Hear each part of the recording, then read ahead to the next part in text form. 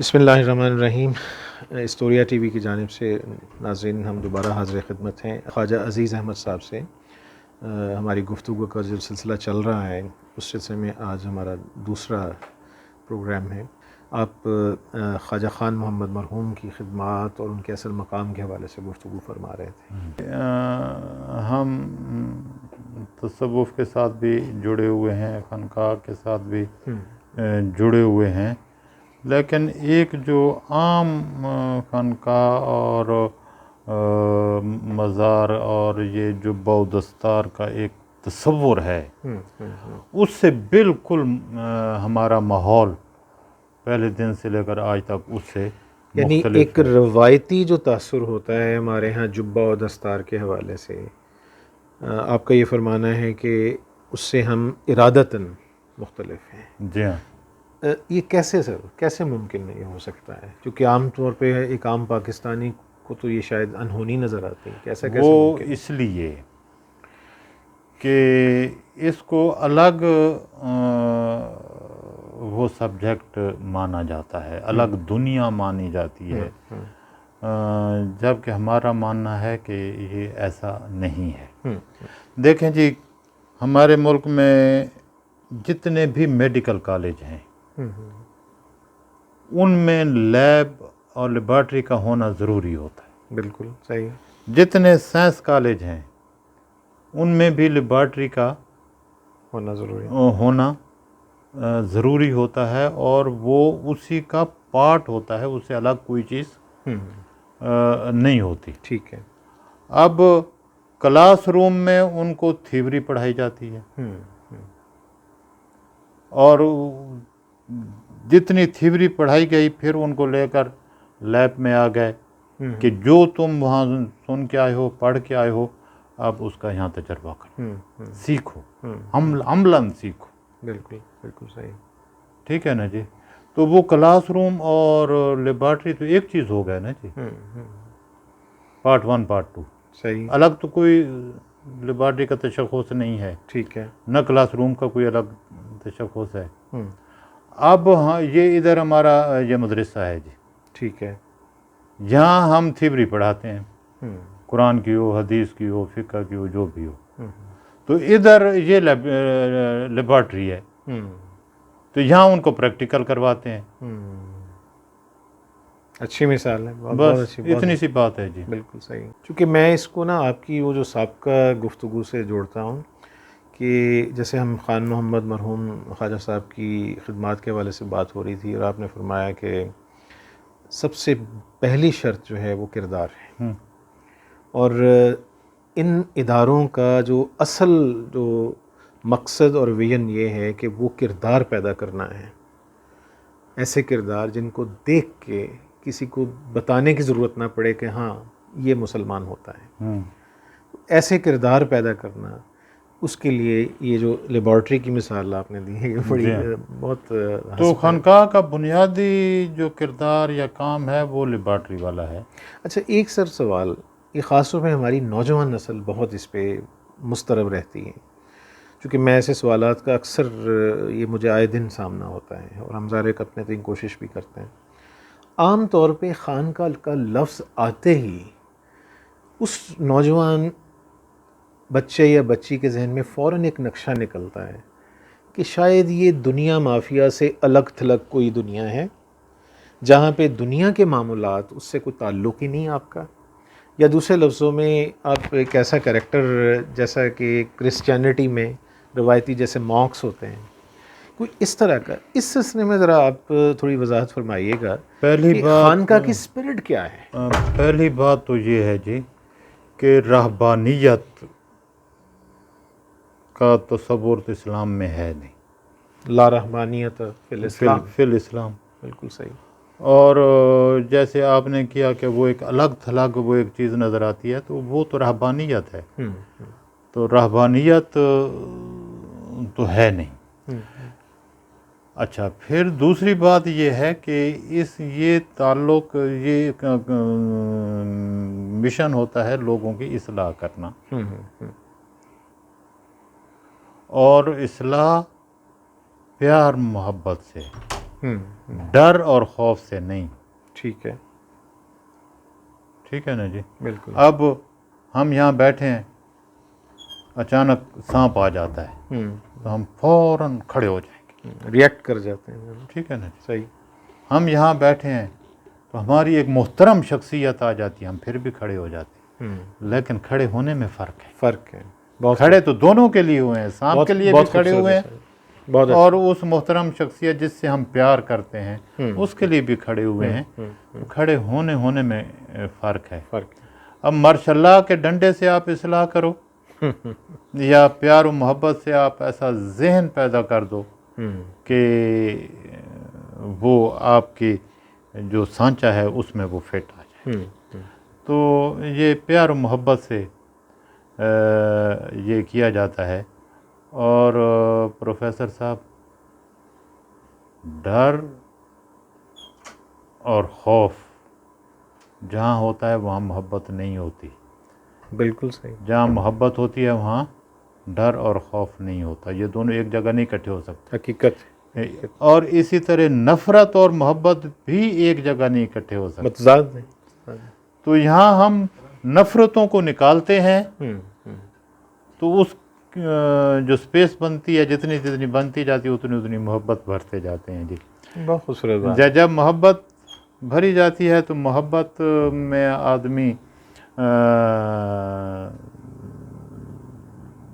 اللہ سے بھی اتنی محبت ہوتی ہے, نبی سے بھی اتنی محبت ہوتی ہے. پھر جس سے محبت ہوتی ہے غیر شعوری طور پہ, غیر ارادی طور پہ آدمی اس کو فالو کرنا شروع کر دیتا ہے. ٹھیک ہے. تو کام ٹھیک ہو جاتا ہے. جی ماشاء اللہ. خانقاہی کو ابھی ذرا اس پہ اور آگے گفتگو کو بڑھاتے ہیں کہ آپ نے فرمایا کہ خانقاہ ایک ہماری لیبارٹری ہے. اب ظاہر ہے ہر ایک سائنس کی لیبارٹری اس کے بھی ایک میکانزم ہوتا ہے, اس کے بھی کوئی تجربہ, ہر شخص آتے ہی تجربات نہیں کر سکتا. اس کے لیے بھی آپ کو ایک سپروائزر چاہیے ہوتا ہے یا کسی کی نگرانی میں آپ کر رہے ہوتے ہیں. تو ذرا خانقاہ کے حوالے سے تھوڑی سی ہمیں ذرا وضاحت فرمائیے گا کہ کیا آپ کا طریقہ کار ہے مختصر طور پہ, یعنی ایک عام طالب علم کے لیے سمجھنے کے لیے آسان ہو جائے کہ خانقاہ میں تربیتی نظام جو ہوتا ہے اس کی کتنے مدارج ہیں سارے. خانقاہ میں ایک مدار المہام ہوتا ہے. مدار المہام, مرکزی شخصیت. ٹھیک ہے. ٹھیک ہے. ناظرین بہت اہم گفتگو ہو رہی ہے, ہمارے ساتھ جڑے رہیے گا. اور یہ وہ چیز ہے, یہ وہ گفتگو ہے جو شاید ہماری اور آپ کی زندگیاں بنا سکتی ہیں. مدار المہام اس کو کہتے ہیں, چکی ہوتی ہے نا جی, اب تو نہیں رہی, پہلے ہوتی تھی. جی جی بالکل. تو اس کے بیچ میں ایک اتنی ساری کلی ہوتی تھی سنٹر میں. ٹھیک ہے نا جی, مرکز. اور اوپر والا پوڑ اس کے اوپر رکھتے تھے اور وہ گھماتے تھے اور وہ آٹا پیستی تھی. وہ چھوٹی سی جو کلی ہوتی ہے نا جی, وہ اس کا بوجھ بھی برداشت کرتی تھی اوپر والے کا, اور اس کو ایک مدار میں گھماتی بھی تھی. اور اس کی اپنی کوئی حیثیت نہیں ہے, بظاہر کوئی حیثیت. جی ہاں. تو یہ شخصیت جو ہے یہ اس حساب سے مدار المہام ہوتی ہے کہ اس کا وجود چھوٹا سا ہوتا ہے, شخصیت چھوٹی سی ہوتی ہے, ایک کونے میں بیٹھا ہے, لیکن سسٹم اسی سے ہی چل رہا ہے. صحیح. اچھا, اب اس کو کیسا ہونا چاہیے؟ سب سے پہلا قدم یہ ہوتا ہے جی کہ لوگوں نے اس کے پاس آنا ہے اور اس کا ایک مقصد ہے. تو وہ خود کو پہلے اس معیار پہ اتارے جس پہ وہ لوگوں کو لے جانا چاہتا ہے. اس معیار پہ پہلے خود اس کا قول, فعل, اٹھنا بیٹھنا, عادتیں, چلنا پھرنا, معاملات, لین دین وغیرہ وغیرہ, وہ اس کا اس معیار پہ ہو خود کا. اور پھر جو اس کے پاس آئے گا 4 دن رہے گا تو وہ اس کو وضو کرتا بھی دیکھے گا, وہ اس کو گفتگو کرتا بھی دیکھے گا, معاملات کرتا بھی دیکھے گا, نماز پڑھتا بھی دیکھے گا, عملی شکل میں، عملی شکل میں، جی تو خود بخود لوگ اس کو فالو کرنا شروع کریں گے کہ ہمارے پیر صاحب نے ایسے وضو کیا تھا لہذا ہم نے ایسے کرنا ہے، فلاں معاملے میں پیر صاحب نے یہ عمل کیا تھا، یہ معاملہ کیا تھا، تو ہم نے بھی ویسے کرنا ہے۔ اس سے ہوتی ہے ابتداء جی، ٹھیک ہے کہ خود کو عملی نمونہ بنا کے پیش کرو، جہاں پہ قول فعل کا تضاد آ جاتا ہے وہاں بیڑا غرق ہو جاتا ہے، تاثیر نہیں رہتی، کچھ بھی نہیں رہتا جی۔ بالکل صحیح صحیح۔ تو یہ تو ہے۔ آگے پھر چیزیں ہیں وہ محنت سے تعلق رکھتی ہیں۔ اب اللہ تعالیٰ نے انسان کا یہ سینہ بنایا ہے، یہ ہر انسان کا، وہ افریقی ہے، وہ یورپی ہے، ایشیائی ہے، ہندو، سکھ، مسلمان، یہودی، جو بھی ہے، تو مینوفیکچرنگ تو ایک ہی ہے نا جی سب کی۔ تو اس کے اندر اللہ تعالیٰ نے پوائنٹس رکھ دیے ہیں، ٹھیک ہے نا جی، ان کو ہم ایکٹیویٹ کرتے ہیں، ایک ایک پوائنٹ کو لے کے نا ایکٹیویٹ کرتے ہیں۔ جو پوائنٹ ایکٹیویٹ ہوتا ہے نا جی وہ پھر اپنا اثر ٹھیک ہے دکھانا شروع کرتا ہے۔ ٹھیک ہے، وہ جب ایکٹیویٹ پوری طرح ہو گیا پھر دوسرا، پھر تیسرا، یہ جب سارے ایکٹیویٹ ہو جاتے ہیں نا جی تو پھر اس کو کشف بھی ہوتا ہے، وہ کرامت بھی ہوتی ہے۔ ہر قیادت کو کرامت کہتے ہیں نا جی، مسلمان کے ہاتھ سے ہوگی تو کرامت ہوگی، غیر مسلم سے ہوگی تو وہ ہر قیادت ہوگا، تو یہ ہونا شروع ہو جاتی ہیں۔ صحیح۔ یہی کام ہندو کرتے ہیں جی، یہی کام یہ تبت والے لاما، بالکل، اچھا یہ نیپال والے بھکشو، جی بدھ مت والے، عیسائی بھی اب یہ کرتے ہیں جی، اور یہودی بھی کرتے ہیں، اور اس میں سب سے زیادہ جو محنت ہے وہ ہندو کرتا ہے جی۔ ٹھیک ہے ٹھیک ہے، اور ہم بھی کرتے ہیں، ان کا اپنا طریقہ، ہمارا اپنا طریقہ، لیکن رزلٹ ایک جیسا ہے۔ ہم جو کریں گے تو جو کچھ اس سے ہوتا ہے وہ کرتے ہیں تو وہی کچھ ادھر بھی ہوتا ہے۔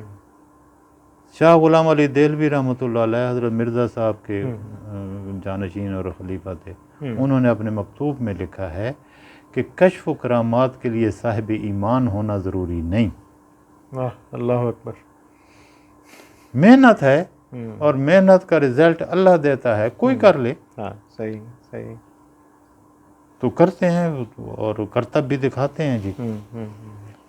اچھا یہ ہے بالکل ایک پرائمری سطح کی۔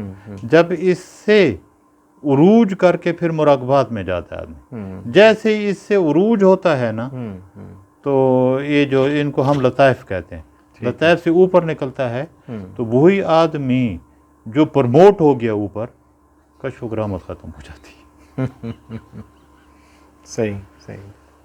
تو یہ فرق ہمارے اور ان میں یہ ہے کہ وہ صرف ان لطائف تک رہتے ہیں، اس سے عروج ادھر نہیں ہے، ٹھیک ہے، یہاں اس کا عروج ہے جی، درجہ بدرجہ پھر وہ جیسے علامہ اقبال بہت خوبصورت شعر فرماتے ہیں، کمال عشق و مستی ظرف حیدر، ہاں، زوال عشق و مستی حرف راضی۔ بہت ہی اہم آپ گفتگو فرمائی، اور خاص طور پہ یہ بات کہ کشف و کرامات اور یہ جو سلسلے ہیں اس پہ صرف کوئی خانوں میں نہیں فٹ کیا جا سکتا، نہ یہ تو اللہ تعالیٰ کی ایک فیصلہ حضرت، یہ معیار نہیں ہے، بالکل بالکل، معیار یہ نہیں ہے، معیار دو چیزیں ہیں، معیار دو چیزیں ہیں کہ ایک متبع شریعت اور عامل سنت ہونا، یہ معیار ہے، یہ بہت اہم بات، اچھا یہ معیار ہے، اور حضرت مجدد کے عین طریق کے مطابق، ایک یہ معیار ہے۔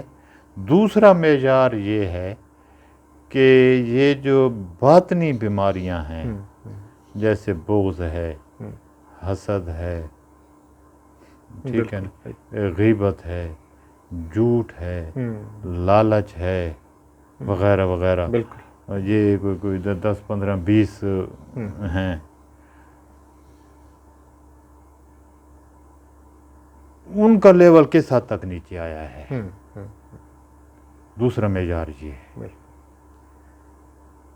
کہ آپ مطلب یہ ہے کہ 10 سال لگا کے 20 سال لگا کے بہت بڑے صوفی بن گئے، اور دستار بھی مل گئی، خلافت بھی مل گئی، لیکن آپ کے اندر سے نفرت نہیں جاتی، آپ کے اندر سے غصہ نہیں جاتا، آپ کے اندر سے بغض نہیں جاتا، غیبت آپ کرتے ہیں، دوسرے کے مال پہ نظر آپ رکھتے ہیں، وغیرہ وغیرہ، جھوٹ بولتے ہیں، تو پھر وہ فائدہ نہیں. نہ اس نے کچھ نہیں کیا، اس نے ٹائم برباد کیا، بالکل وقت ضائع کیا. اس نے ٹائم ضائع کیا ہے. درست. بہت ناظرین، بہت ایک انتہائی اہم گفتگو ہو رہی ہے، اور اس میں ہم سب مل کر بہت کچھ سیکھ رہے ہیں خواجہ صاحب سے. ایک اور سر، میں وہ سوالات کوشش کر رہا ہوں کہ جو کہ ہمارے ایک عام طالب علم کے ذہن میں ہوتے ہیں سارے، اور بہت ساری غلط فہمیاں ہوتی ہیں یا لا علمیاں ہوتی ہیں، یا بعض اوقات جہالت کی سطح پہ پہنچ جاتی ہیں ساری. کیا صوفی ہونا اور عالم ہونا یہ کوئی متصادم شے ہے یا ایک ہی راستہ ہے؟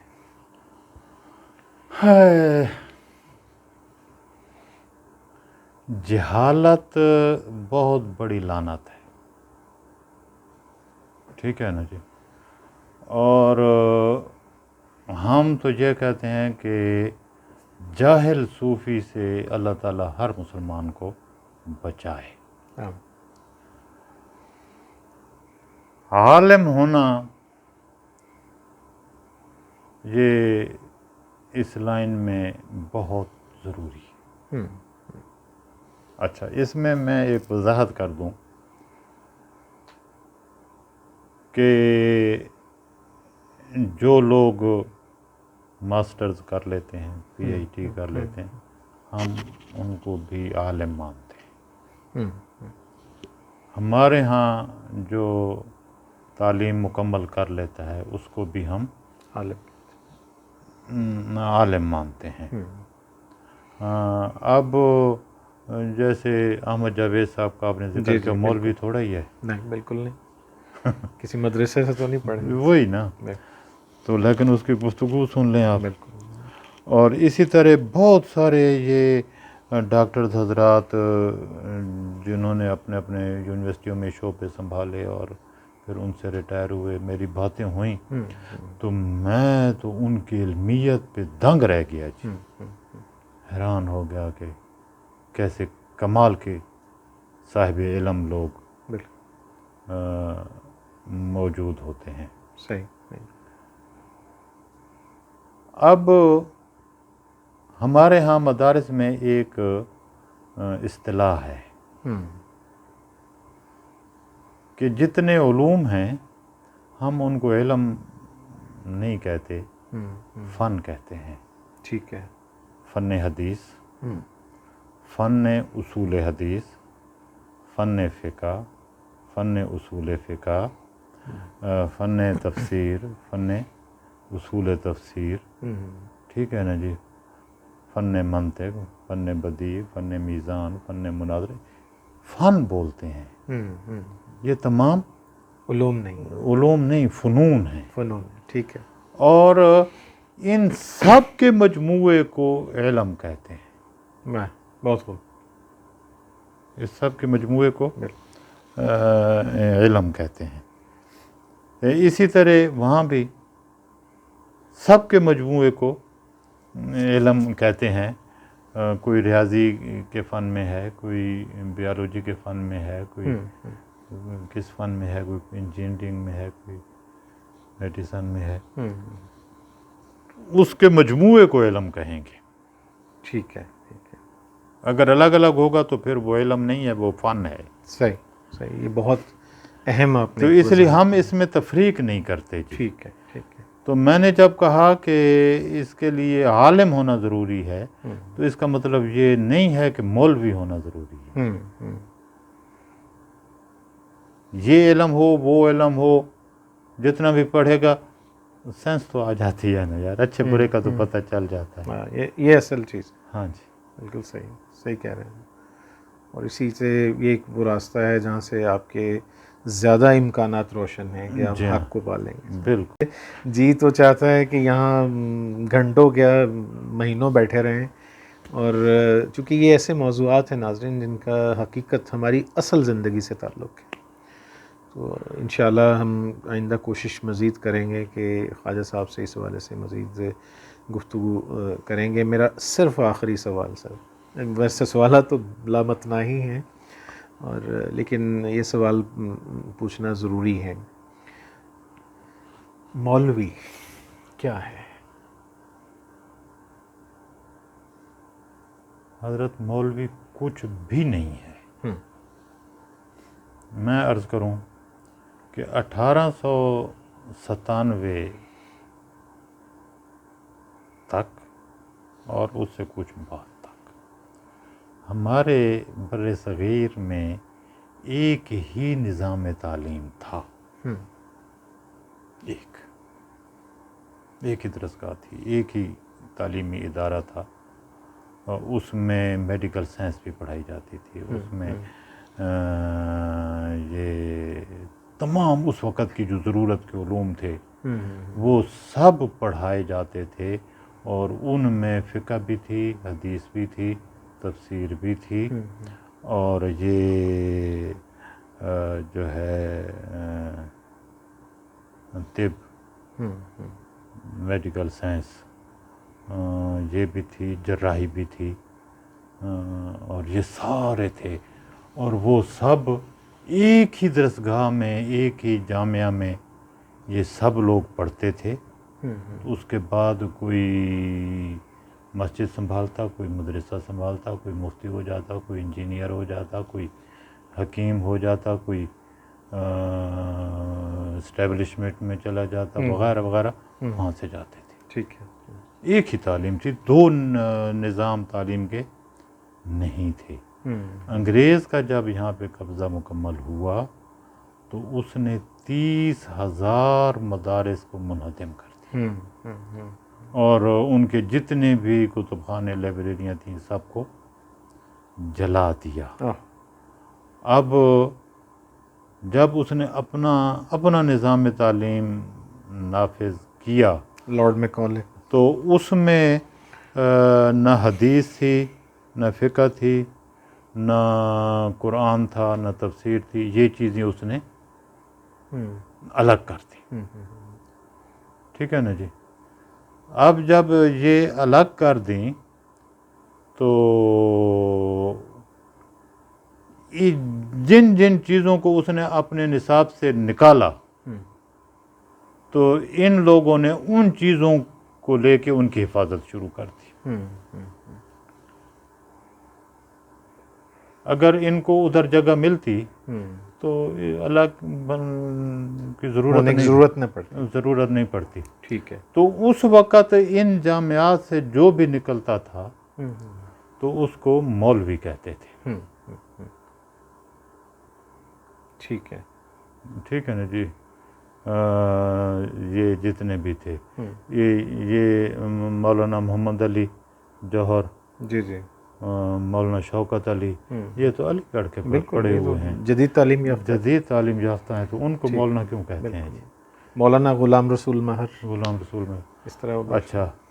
تو یہ جو پڑھا لکھا آدمی ہوتا تھا اس کو مولوی، ملا یہ کہا جاتا تھا. بڑا اعزاز ہوتا تھا. جی اعزاز ہوتا تھا.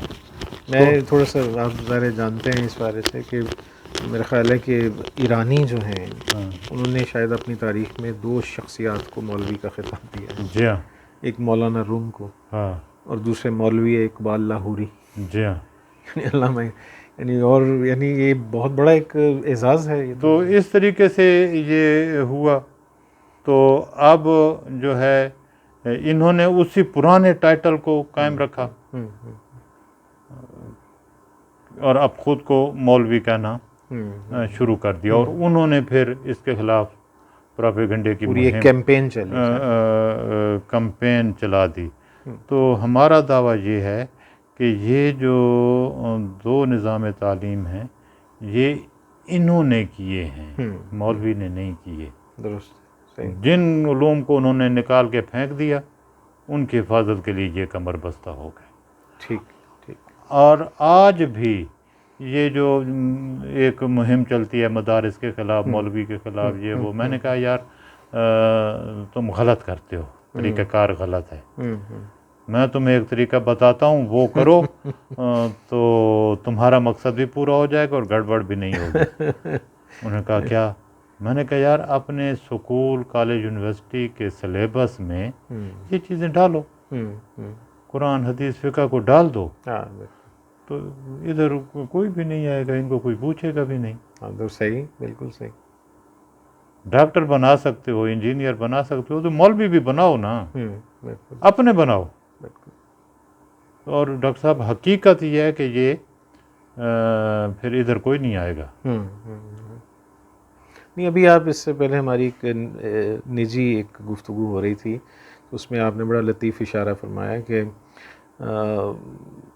دینی مدارس کے ساتھ ایک المیہ ہمارا یہ ہے, اور جو ہماری سوسائٹی کی طرف سے ہے کہ ہم اپنے وہ کمزور ترین طالب علم جو ہیں, جو معاشی اعتبار سے, جو کہہ لیجئے کہ سماجی اعتبار سے جو سب سے کمزور جو طبقہ ہے, ہم اس کو اس طرف بھیجتے ہیں, اور پھر بڑے تمطراق کے سینہ تان کے تمام تر خرابیوں کی جڑ انہی پہ پھر ڈال دیتے ہیں.